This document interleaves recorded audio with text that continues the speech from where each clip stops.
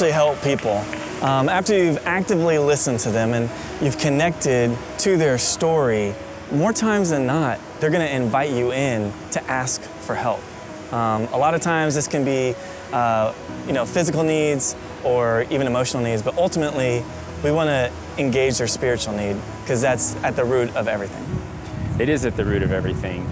But getting to the spiritual thing, sometimes you have to be careful in how you're talking with people and how you approach people. Right. And so helping a lot of times really does look like meeting physical needs first. Because if we care about spiritual needs and neglect other needs that we see, whether it's a community need or a need for emotional connection or something like that, they may not even hear it. Right. They may not even hear what we're trying to say. All we're looking for is an open door to come in and just be with them in their struggles. Yeah, and it's what Jesus did. Right. Most of the time you saw him meeting a physical need first, right? Whether it was bringing healing, helping someone feel like they mattered or that they belonged to him. Like I can think of Matthew, the tax collector, right?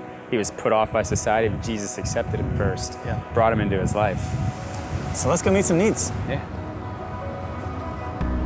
Proximity is a huge thing, right? So when Jesus gives us a famous parable of the Good Samaritan, the way in which he articulates the responsibility of moral action is that you have this man, he comes down, he's beaten, he's laying on the side of the road, and then you got this priest who has proximity to this man. He sees him.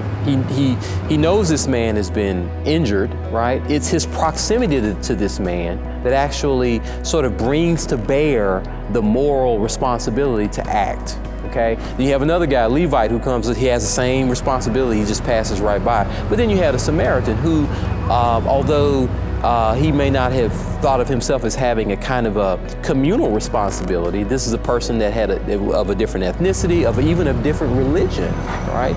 And yet he sees a fellow image bearer within his proximity.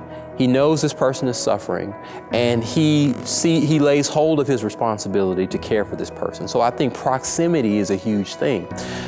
We've got to be careful that we address the suffering all around us, within our families, within our neighborhoods, within our city. That suffering is important for us to address.